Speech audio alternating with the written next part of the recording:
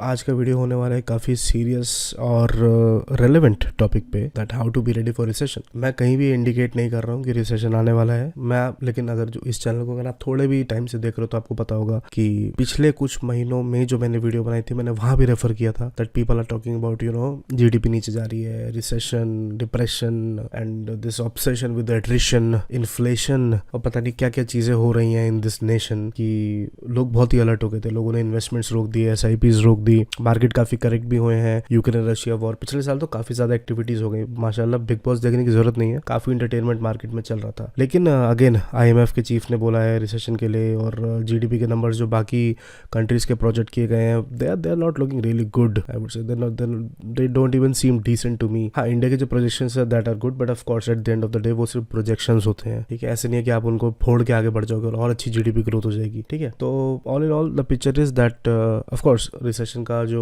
चल रहा है मामला पिछले साल से ही चल रहा है, लेकिन अब now that we are in 2023 IT काफी करेक्ट हो चुका है। मे बी अब बॉटम आउट करेगा, रिटर्न करेगा, और फैंग नैस्डैक है जो वो भी थोड़े रिट्रीवल देने बाकी हैं। लेकिन at the end of the day अब बहुत क्लोज है हम रिसेशन के, if recession is about to come of course as compare to we were last year, ठीक है। तो in this video I will be telling you that if it's inevitable, if it is about to happen, if it's happening this year, then what to do, ठीक है। Of course economically we are better place as compare to other economies like maybe Europe, US, and हम inflation और recession से उतने हमें डरने की जरूरत नहीं जितनी शायद उनको है, और उनके लिए ये इनएविटेबल लग रहा है। But we are sort of convinced that we are better placed, ठीक है। मैन्युफैक्चरिंग बढ़ गई है, GDP growth projections are good, China +1 strategy काम कर रही है, चाइना +1 मतलब मैन्युफैक्चरिंग वगैरह ही मैं बात कर रहा हूँ बेसिकली। तो ये सब बातें तो हैं, बट ऑफ कोर्स अगर मंदी आती है, रिसेशन आता है, अगेन इन्फ्लेशन के इश्यूज होते हैं, हमारी कंट्री अफेक्ट ही नहीं होगी ऐसा नहीं हो सकता है, क्योंकि we are totally dependent on the world, ठीक है। रशिया में कुछ होता है दुनिया को फर्क पड़ता है भाई, US में कुछ होता है दुनिया को फर्क पड़ता है भाई, ठीक है। ज्यादातर IT कंपनीज भी जो है इंडिया की, उनका बिजनेस इंडिया से थोड़ी आता है, उनका तो बाहर से आता है, राइट। तो how to be ready for recession if you have to be, ठीक है। एंड मैं पर्सनली बिलीव करता हूँ कि आदमी को तो यूजुअली ऐसी जिंदगी ही जीनी चाहिए और ऐसा पोर्टफोलियो ही रखना चाहिए कि वो हमेशा रिसेशन प्रूफ है। रिसेशन प्रूफ मतलब रिसेशन आ गया तो आप एकदम से आपको झटका नहीं लगेगा, because you are prepared for it. Prior proper planning prevents poor performance, simple, ठीक है। तो हम कर क्या सकते हैं उस पर बात करेंगे, क्योंकि हम हवाई बातें नहीं करते, हम थोड़े वाइज लोग हैं। हम बात करते हैं कि क्या करा जा सकता है और कैसे किया जा सकता है, और हम उसको करके बैठ जाते हैं, been there done that kind of thing. Number 1 thing, algorithm to get recession ready. ये कुछ स्टेप्स हैं जो मैंने कुछ दिन सोच के समझ के फाइनली ड्राफ्ट करे कि these are the things that I would want me, my family and my friends to give a thought upon अगर हमें लगता है कि रिसेशन आ रहा है। These are the things that we should be prepare for. Number 1 is build emergency funds. ये तो हम हमेशा ही बोलते हैं। नॉर्मली जो थंब रूल है वो ये है कि अगर आप एक सैलरीड इंडिविजुअल हो तो आपके पास अपने 6 महीने के खर्चे होने चाहिए एज सेविंग्स। अब वो सेविंग्स आपने FD में डाल दी हैं, किसी RD में आप सिस्टमैटिकली डाल रहे हो, किसी लिक्विड फंड में डाल रहे हो, किसी शॉर्ट टर्म ड्यूरेशन फंड में डाल रहे हो, या फिर आपने कैश घर में रख दिया है, that is a separate thing. कहने का मतलब यही है कि सेविंग्स है, वो हो सकता है शायद अकाउंट में ही पड़ी हो, आपने किस तरीके से उसको सेव करा हुआ है वो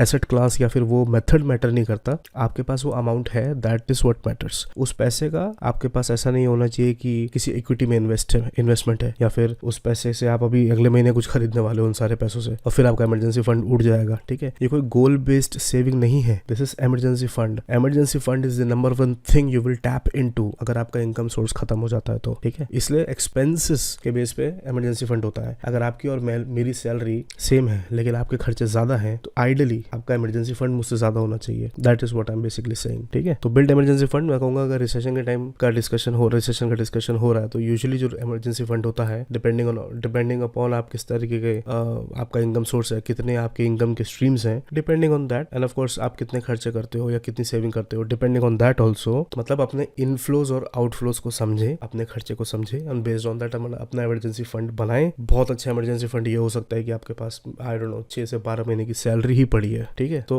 ऑफ कोर्स जितना कर सको उतना अच्छा है, उतनी एक मेंटल स्टेबिलिटी, मेंटल पीस देता है। तो ये पैसा इन्वेस्ट नहीं होता है मार्केट में, ध्यान रखना। अगर करना ही है वो अलग तरीके के फंड होते हैं, short term fund, ultra low duration fund, liquid fund में मैं पर्सनली करता हूँ, थोड़ा सा सेविंग अकाउंट में रखता हूँ, कैश में यूजुअली बिल्कुल नेग्लिजिबल रखता हूँ, बट अलग अलग मेथड्स ऑफ कोर्स आपके पास है। आप FD करा के भी छोड़ सकते हो, जरूरत पड़ी FD तोड़ दी, दैट्स इट। मेरे पास वो डिसिप्लिन है कि मैं उस पैसे को अगर इमरजेंसी फंड की तरह से टैग कर देता हूँ किसी भी अमाउंट को, तो मैं उसको खर्च नहीं कर दूंगा। इसलिए मैं FD जैसी चीजों में नहीं जाता। लेकिन जिन लोगों को लगता है कि हम खर्च कर देंगे उनके लिए FD बहुत अच्छी चीज है, ठीक है। मतलब पर्स में जल्दी खर्च हो जाते हैं ना, गुल्लक तोड़नी पड़ेगी सोच के आदमी करता नहीं नहीं है, तोड़ता नहीं है, वही वाला लॉजिक है। अनदर इज अपस्किल और cross skill yourself. Of course इस पॉइंट को ज्यादा कवर नहीं करूंगा, बट डिपेंडिंग ऑन आप किस डोमेन से हो, आपका फील्ड क्या है, आपकी एरिया ऑफ एक्सपर्टीज क्या है, किस डोमेन में आप काम करते हो। अगर आपके स्किल्स ज्यादा होंगे, आपकी कॉम्पिटेंसी, बेसिकली मैं बात कर रहा हूँ कॉम्पिटेंसी की, आपकी कॉम्पिटेंसी ज्यादा होगी, कि स्किल की क्वांटिटी और क्वालिटी ज्यादा होगी, you are usually in a better position as compare to your subordinates, ठीक है, as compare to your colleagues. तो ये चीज अगर आप, बेसिकली मैं ये कह रहा हूँ, अगर आप अपनी कंपनी, अपनी प्रोजेक्ट, अपनी टीम में, अपनी लोकेशन के क्रिटिकल रिसोर्स हो, आपको यूजुअली निकालना अवॉइड करेंगे लोग, भले कितनी ऐसी हो जाए। आपकी सैलरी कट जाएगी, कुछ होगा, वो बात अलग है, एक जॉब सिक्योरिटी आपकी है as compare to other people. Alternate income, if possible you should have multiple streams of income. कई लोग होते हैं जो डिविडेंड इनकम पे जीते हैं, कई लोग होते हैं जिन्होंने बहुत ज्यादा पैसा कमा लिया है और वो मार्केट में ऐसी एसेट क्लास में डालते रहते हैं जहां से उनको रेगुलर इनकम आती रहती है। कुछ लोग होते हैं जो इनकम प्लान्स ले लेते हैं, ठीक है। एग्जाम्पल के तौर पे बताऊं, जैसे मान लो ₹1,00,000 आप हर साल 2-10 साल के लिए, फिर 5-10 साल बाद आपको कुछ सर्टेन अमाउंट पर एनम या per month like regular income या फिर लाइक ए पेंशन मिलने लग जाएगा। कुछ ऐसे बहुत सारे प्लान होते हैं। मैं स्पेसिफिकली रिटायरमेंट प्लान की बात नहीं कर रहा हूँ। एक टाटा का आता है, आई थिंक फॉर्च्यूना समथिंग, मैं नाम डाल दूंगा, मुझे ध्यान नहीं है। काफी प्लान आते हैं, रेगुलर इनकम के आते हैं। ये तो इनकम के लिए हो गए जिसमें आपको प्रायर इन्वेस्टमेंट करना पड़ेगा, लेकिन उतना टाइम देना पड़ता है उसमें। मैं बात कर रहा हूँ ऑल्टरनेट इनकम की। ऑलरेडी अगर आपका एक सोर्स बहुत ही मैसिवली खत्म हो जाता है तो आप पे इनकम कहाँ से आएगी? That is what I am talking about. For example आपकी 3 शॉप्स हैं और एक शॉप आपको बंद ही करनी पड़ गई। मान लो जैसे सीलिंग लग गई थी, कभी रेसिडेंशियल एरिया में शॉप नहीं खोल सकते, मान लो कई लोगों की शॉप ही बंद हो गई थी, तो अगर उनकी वही इकलौती शॉप थी तो वो गए, लेकिन अगर उन्होंने और भी खोल रखी थी तो उनका इनकम ड्रॉप हो गया है, लेकिन इनकम सोर्स एलिमिनेट नहीं हुआ है, अभी भी उनकी इनकम है। मेरा अपना एक फ्रेंड था जिसकी 2-3 शॉप्स थी, और जब ये वाला रूल अप्लाई हुआ था कि रेसिडेंशियल एरिया में आप शॉप नहीं खोल सकते, उसकी एक शॉप बंद हो गई थी, उसको करनी पड़ी थी, लेकिन अदर 2 शॉप्स वर देयर और इनकम वाज देयर, ठीक है। स्टडी जो वहां से इनकम आती है, जिस रेट पे आती है वो थी, लेकिन एक कंपोनेंट बंद हो गया जो इनकम जनरेट कर सकता था। सैलरीड इंडिविजुअल के केस में बहुत चीजें होती है, हालांकि मेंटल पीस बहुत इंपॉर्टेंट होती है, बट ऑफ कोर्स अगर आपको लगता है कि आप कर सकते हो, you can do freelancing, you can do I don't know content creation, you can do lot of things in parallel. मैं हर किसी को रेकमेंड नहीं करता हूँ, बिकॉज मुझे नहीं पता है कि आपका वर्क लाइफ बैलेंस क्या है, मुझे नहीं पता है आपकी मेंटल स्टेट, आपकी कॉम्पिटेंसी क्या है, लेकिन ऑफ कोर्स डिपेंडिंग ऑन आपका अपना डोमेन, आपकी नॉलेज मेरे से ज्यादा होगी और आप बेटर सोच सकते हो whether alternate income source, whether working और spending few hours a week on this particular part is worthy for you और नॉट, ठीक है। अदरवाइज जो सैलरी है या फिर जो बिजनेस इनकम, वो तो जिसकी जो है वो है ही, ठीक है। Another point is correct your allocations wisely. ऊट पटांग इन्वेस्टमेंट, जैसे मान लो किसी पर्टिकुलर थीम में आप बहुत ही घुसे पड़ोगे, भाई 10 साल बाद ईवी बहुत चल जाएगा, 5 साल बाद रियल एस्टेट बहुत चल जाएगा, थोड़े प्रैक्टिकल हो जाओ इस टाइम, ठीक है, और थोड़ी डेट एलोकेशन ले लो, थोड़े कंसिस्टेंट रिटर्न देने वाले फंड्स में अपनी एलोकेशन बढ़ानी स्टार्ट कर दो, लिक्विड फंड्स में घुस जाओ, थोड़ा सा पैसा रिडीम करना चाहते हो, अगर कहीं बहुत अच्छा रिटर्न आ चुका है तो रिडीम कर लो, ठीक है। कुछ स्टॉक्स हैं जो बहुत अच्छा रिटर्न दे चुके हैं और तुम्हें लग रहा है कि मैं बेचने ही वाला हूँ वैसे भी, तो अभी बेच दो, ठीक है। बेसिकली अपनी एलोकेशंस ठीक कर लो, अपनी एग्रेसिवनेस को थोड़ा काबू में कर लो, और अब आपके पास शायद वो वाला टाइम नहीं है, जिस इस लाइन को बहुत ध्यान से सुनना, अब आपके पास शायद वो वाला टाइम नहीं है जितने टाइम पीरियड में गलत डिसीजंस भी सही हो जाते हैं, ठीक है। तो थोड़ा प्रैक्टिकल हो जाना इस टाइम और अपने एलोकेशंस को करेक्ट करना। ये सिर्फ पैसों की ही बात नहीं हो रही है, इस जिंदगी में कई जगहों पे वैलिड है ये बात, ठीक है, कि आप कहाँ टाइम देते हो, कहाँ अपनी मेंटल पीस डिपेंडेंट रख रहे हो, आप उन सारी जगहों पे अपनी सारी एलोकेशंस को करेक्ट करें। टाइम इज ऑल्सो करेंसी और मनी तो करेंसी ऑफिशियली है ही, ठीक है। Another thing is frugal mode activated. Frugal mode activated का मतलब क्या होता है? थोड़े ट्रेवल्स कम कर दो, थोड़े फाइन डाइनिंग कम कर दो, ठीक है। शायद जोमेटो पे उसी रेस्टोरेंट से खाना मंगाना जहाँ पे कूपन लग जाए, शायद सीधा दिवाली की जब अगली सेल आएगी अमेजन की, मोबाइल तभी खरीद लेंगे, शायद ऐसा कुछ बेसिकली, ठीक है। क्योंकि खर्चे बंदी कर दो ऐसा तो मैं बोल नहीं सकता, क्योंकि सुनेगा कौन? 5 लोग तो इस वीडियो को देखने वाले हैं, 5 के 5 नहीं मानेंगे, ठीक है। लेकिन फ्रूगल मोड का मतलब ये होता है कि थोड़े खर्चे कंट्रोल कर दो, ठीक है। मैं साल के कुछ महीने फ्रूगल मोड बहुत अच्छे से फॉलो करता हूँ। सिमिलर चीज मैं सोशल मीडिया में भी करता हूँ कि मैं सोशल मीडिया छोड़ ही देता हूँ कुछ टाइम के लिए, तो हर साल। लेकिन फ्रूगल मोड ऐसा होता है कि इस टाइम आप खुले खर्चे नहीं करते हो। कहने का मतलब ये खुला हाथ रखते हैं ना, हमारे यहाँ इंडिया में बोलते हैं खुला हाथ, या हाथ खुजा रहा है, वो चीज है इस समय बंद। जो अपनी नीड है उतना, जो अपनी वांट्स है वो नहीं, उतना नहीं, वहाँ बहुत लिमिटेड खर्चा वांट्स पे, बेसिकली नीड्स पे, ठीक है। अब ये नहीं कि दिन की 4 सिगरेट पीते हो तो 3 कर दिया और बोल रहे हो कि फ्रूगल मोड एक्टिवेटेड। अब मैं ये भी नहीं बोल सकता कि 4 के 4 छोड़ दो, क्योंकि वो तो रिसेशन रेडी होने से भी ज्यादा मुश्किल है। तो वो डिसीजन आपको लेना पड़ेगा कि कहाँ आप खर्चे कम कर सकते हो और अपनी सेविंग बढ़ा सकते हो, और वो सेविंग को ऑफ कोर्स इमरजेंसी फंड की तरफ डाइवर्ट करना है, वो भी बता दिया, ठीक है। क्योंकि भैया इक्विलिब्रियम जिंदगी बहुत जरूरी होता है, ठीक है। थर्मोडायनेमिक्स बोल लो, न्यूटन का लॉ बोल लो, अगर कुछ कंजर्वेशन तुम्हें करना है एनर्जी का, मोमेंटम का, कोई चीज यहाँ से कम ज्यादा होगी तो कहीं और भी बैलेंस करनी पड़ेगी, नहीं तो तुम फिर कोई नया शौक पाल सकते हो, ठीक है। जैसे मेरे पे जिंदगी मान लो आपसे कल से रोज 3 घंटे खाली है मान लो, तो शायद मैं भी नेटफ्लिक्स देखने बैठ जाऊंगा, बिंज वॉचिंग, या फिर मुझे लगता है कि मेरी 5,000 पर मंथ की सेविंग ज्यादा हो गई है, तो जरूरी नहीं कि मैं 5,000 की एसआईपी बढ़ा दूंगा अपनी, या स्टॉक खरीदने लाऊंगा हर महीने एक एक्स्ट्रा बजाज फाइनेंस या फिर डी मार्ट या इन्फो एज टाइप का। हो सकता है कि मैं कुछ खर्च खर्चे बढ़ा दूँ, है ना। वही वही लॉजिक है कहने का।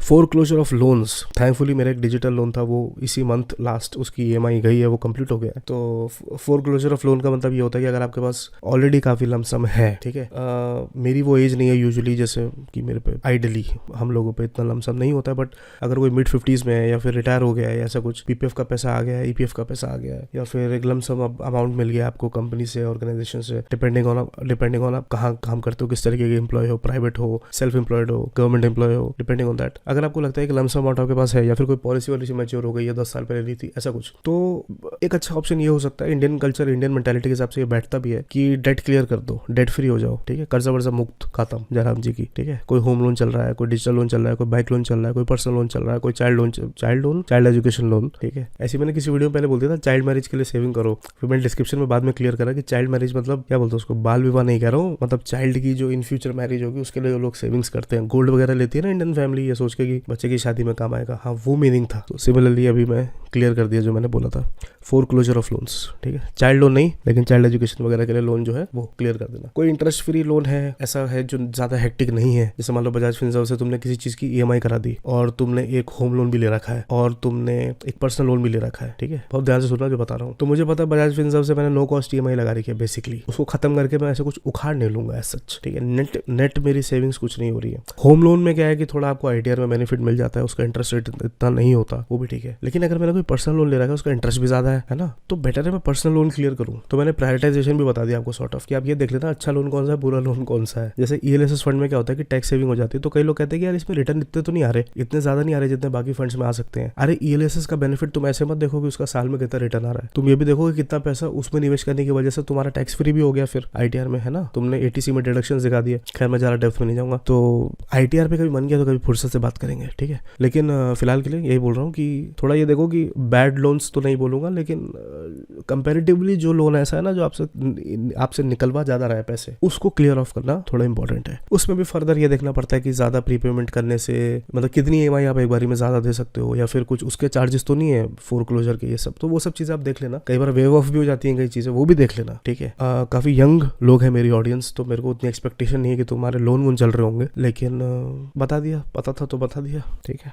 मेडिकल इंश्योर, जब आदमी का वक्त खराब होता है ना तो सबसे पहले यमराज आ जाता है घर पे OTP मांगने के लिए, ठीक है। तो ये देख लेना, टर्म इंश्योरेंस सबके पास होना चाहिए, मेडिकल इंश्योरेंस सबके पास होना चाहिए, ठीक है। ये सारी चीजें अपने आप को कवर रखने के लिए बहुत इंपॉर्टेंट होती हैं, क्योंकि मेंटल स्ट्रेस, फिजिकल स्ट्रेस बहुत होता है आजकल। तो ये हार्ट अटैक तो यार एकदम कॉमन सा हो गया, ठीक है। और मैं हमेशा बोलता आया हूँ इंसानों को कि जिंदगी में ये मत सोचना कि कभी शरीर खराब हो गया तो सिगरेट दारू छोड़ दोगे, क्योंकि वहां तक की तो बात ही नहीं होती। होता है कि तुम्हें ऐसा भी हो सकता है कि तुम्हें कोई हेल्दी चीज भी छुड़वा दे डॉक्टर, ठीक है, कि सोयाबीन मत खाना, डेयरी प्रोडक्ट्स मत खाना, ये वाली सब्जियां मत खाना, पानी कम पीना, प्रोटीन छोड़ दो। तो आदमी कितना मासूम है आदमी को लगता है कि पूरी चीजें कम कर दूंगा, 12 सिगरेट की 8 कर दूंगा, हफ्ते में एक बार दारू पीता हूँ 1 पैक कम कर दूंगा, या फिर महीने में 2 बार पीने बैठ जाऊंगा, या सिर्फ सर्दियों में रम पीऊंगा और बाकी ऐसे कर लूंगा, बियर खत्म कर दूंगा, लीवर को बचाऊंगा। अरे बाबू तुम्हारे पराठे भी हजम नहीं होंगे, ठीक है। क्या पता तुम्हें क्या हो रहा है, तुम्हारा गॉल ब्लैडर निकाला जा रहा है, तुम्हें क्या हो रहा है क्या मालूम, किसके शरीर में क्या प्रॉब्लम आएगी, किसका क्या कोलेस्ट्रॉल है, किसका क्या क्रिएटिनिन लेवल है, किसकी किडनी कितनी मापन हो रही है, किसका लीवर कितना ठुका हुआ है, क्या मालूम, ठीक है। Eight the end of the day मैं हूँ तो एक सस्ता सड़क छाप न्यूट्रिशनिस्ट ही, तो भले ही मैं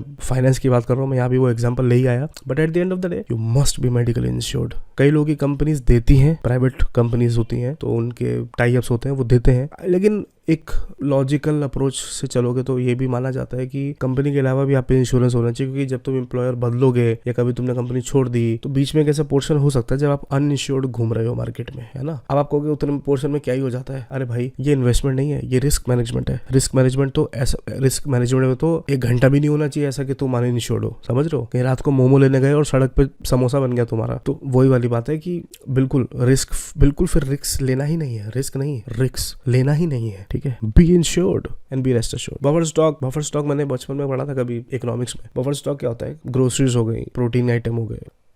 जिम वाले तो यही बोलते हैं कि जब ये लॉकडाउन लग रहा था ना 3-4 किलो प्रोटीन मंगा के रख लिया था मैंने, 2020 की बात बता रहा हूँ। तो ऐसे कुछ प्री वर्कआउट भी रख लिया था, अब दबा के वर्कआउट करा घर पे 2020 में। फिर जब अगले साल स्टॉक खत्म हो गया, मोटिवेशन चली गई, हम भी ड्रॉप हो गए, ठीक। कहने का मतलब यह है कि कुछ इंपॉर्टेंट चीजें अपने पास कलेक्ट करके रख लो जो तुम्हें लगता है तुम्हें नीड पड़ सकती है, ठीक है। तुम्हें लगता है कि भाई फिर लॉकडाउन लग जाएगा तो, या फिर क्या कहते हैं रिसेशन आ रहा है, कुछ आ रहा है, या मेरे को पार्ट टाइम कुछ काम भी करना है, तो घर पे एक छोटा से किसी कमरे के कोने में एक वर्क स्पेस बना लेता हूँ, तो बनाओ, कर लो, 1 टाइम खर्चा बना लो। या फिर तुम्हें लगता है कि ये पर्टिकुलर चीज़ है जो हाइक हो सकता है जिसका प्राइस, लेकिन मैं अभी लेना चाह रहा हूँ तो उसको ले लो। लेकिन एक समझदारी की बात बताऊँ, ये चीज़ें ना लाइबिलिटी नहीं होनी चाहिए कि जिंदगी। ये मत सोचते ना कि लॉकडाउन लग जाएगा या बाइक ले लेता हूँ, बुलेट ले लेता हूँ, या फिर इन्फ्लेशन आ जाएगा, ये फलानी चीज़ महंगी हो जाएगी, GST रिवाइज हो जाएगा तो गाड़ी ले लेता हूँ। मैं लाइबिलिटीज़ की बात नहीं कर रहा हूँ, मैं उस बफर स्टॉक में मैं उस चीज़ की बात कर रहा हूँ जो तुम्हें नीड है, जिस ठीक है, जो तुम्हें काम आएगी। जैसे मेरे फील्ड में लैपटॉप एक नीड है, लेकिन मैं 2.5 लाख का लैपटॉप लूँ या 1.5 लाख का, वो मेरे हाथ में है ना, या 50,000 का, वो मेरे हाथ में है। तो वो चीज़ होती है। कई लोगों को तो मैंने देखा है कि साले ब्राउजर पे काम करते हैं, वो 1.5 लाख का लैपटॉप लेके बैठे। मैंने कहा यार तुम्हें गूगल क्रोम में तो खोलना है, एक ज्यादा फ्रीक्वेंसी वाली रैम ही तो चाहिए थी तुम्हें, और क्या चाहिए था, ठीक है। तो बफर स्टॉक लो। Groceries, medicine,